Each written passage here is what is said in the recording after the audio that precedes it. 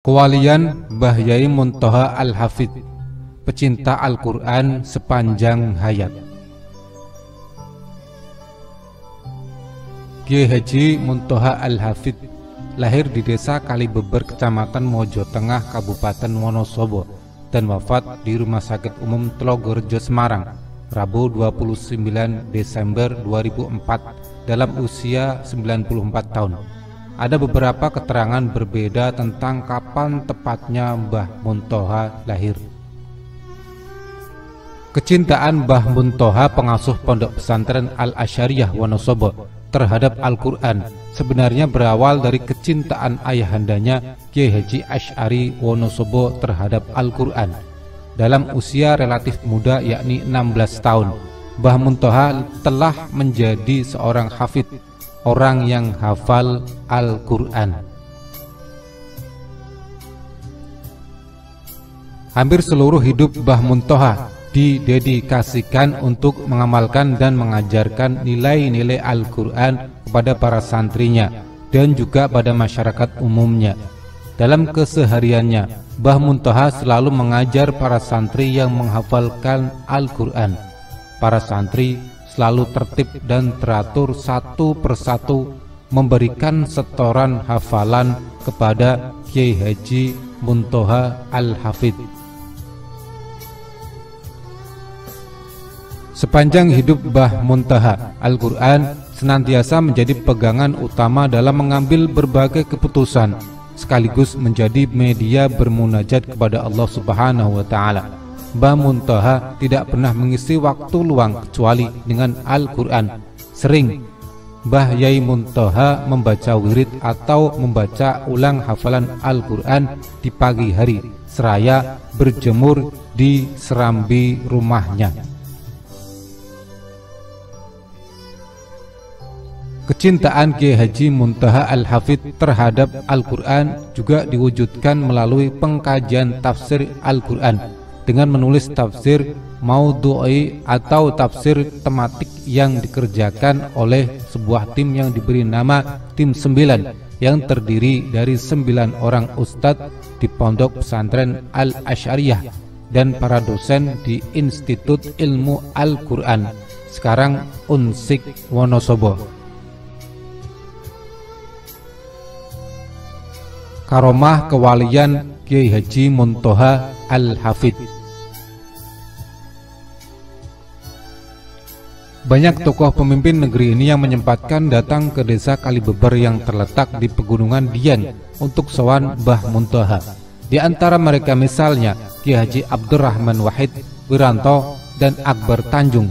Mbah Muntoha adalah pendiri Institut Ilmu Al-Quran IIQ Wonosobo yang pada waktu berdirinya memiliki 3 fakultas, yaitu Tarbiyah, Dakwah, dan Syariah.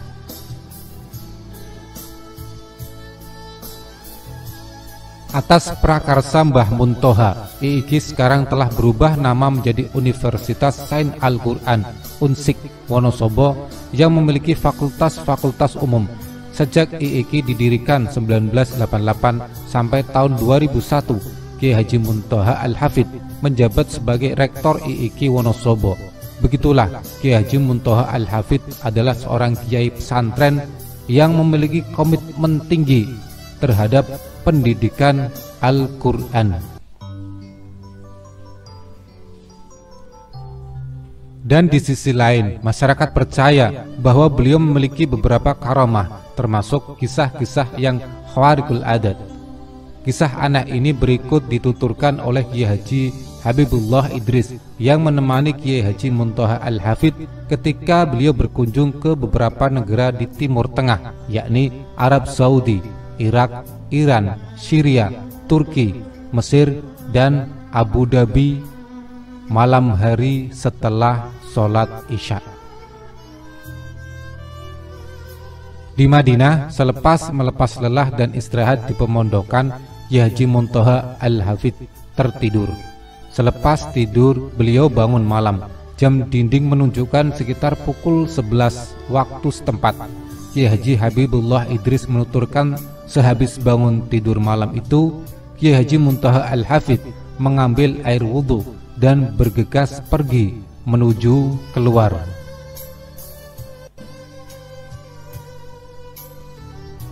Tentu saja Pak Habib mengikuti kemana Mbah Muntoha akan pergi. Apalagi beliau pergi malam hari. Mau pergi kemana Mbah? Menuju makam Rasulullah, jawab Mbah Mun singkat. Mengetahui Mbah Muntoha akan pergi ke makam Nabi Muhammad SAW, Pak Habib bermaksud mencegah. Setiap orang tahu bahwa makam Nabi Muhammad yang terletak di Masjid Nabawi itu jika malam hari senantiasa dikunci dan dijaga oleh petugas keamanan yang selalu menjaga dengan tegas. Mbah Muntoha tetap saja pergi malam itu menuju makam. Bahkan seperti duko, Jawa halus marah terhadap Pak Habib yang mencegahnya.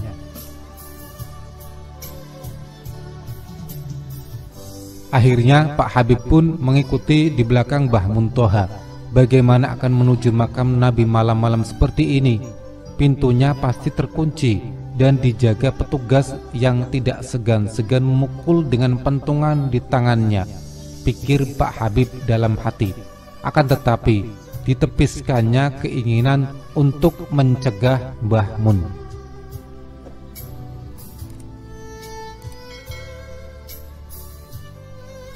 Lalu Pak Habib terus mengikuti dari belakang Mbah Mun.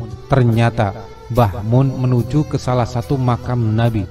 Yang mengherankan, pintu makam Nabi tersebut ternyata kini terbuka lebar, tidak ada yang menjaganya. Padahal sungguh sesuatu hal yang mustahil apabila pintu itu terbuka lebar, apalagi tidak terjaga oleh petugas.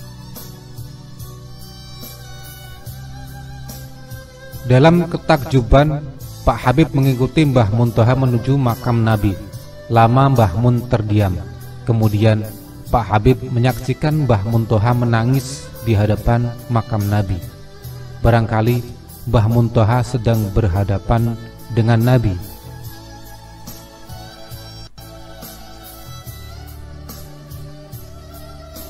Saat itu Mbah Mun menjalankan sholat malam hingga waktu subuh menjelang.